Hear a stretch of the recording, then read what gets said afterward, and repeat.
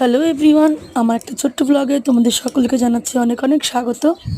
তো আবার আমি পড়ে গেছি কালকে ছেলেকে স্কুলে দিতে গিয়ে।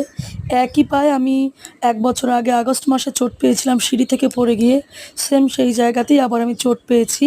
মানে প্রচণ্ড অবস্থা খারাপ পায়ের, গলা শুনেও বুঝতে পারছো যে শারীরিক অবস্থা খুব একটা ভালো না। তো চলে গেছিলাম হসপিটালে। হসপিটাল ঠিক না, এটা ডায়াগনস্টিক সেন্টার। সেখানে যাকে নিয়ে চলে গেছিলাম তার কারণ ঘরে সেই মুহূর্তে কেউ ছিল না।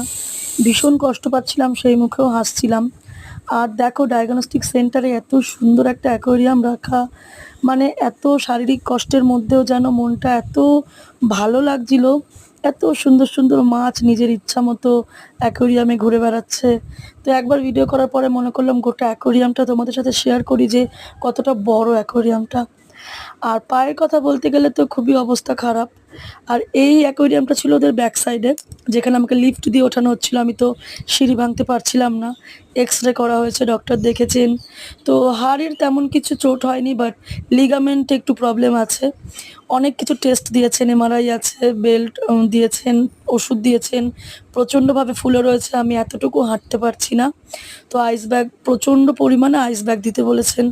তো আইস ব্যাগ নিয়েই রয়েছি, মানে কোনো কিছুই করার ক্ষমতা আমার নেই।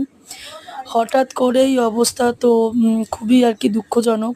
তোমরা সকলেই প্রে করো যাতে আমি খুব তাড়াতাড়ি সুস্থ হয়ে উঠি।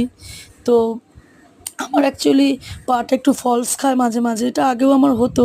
প্রপারলি ডক্টরটা দেখানো হয়নি। তো ডক্টর এখন দেখালাম, আর এখানে দেখো সব ওষুধ নিয়ে বসেছে। তো ওষুধগুলো প্রচণ্ড বড় বড় আর প্রচণ্ড, মানে কড়া কড়া ওষুধ আর কি। তো যাই হোক, খেতে তো হবে সুস্থ হওয়ার জন্য।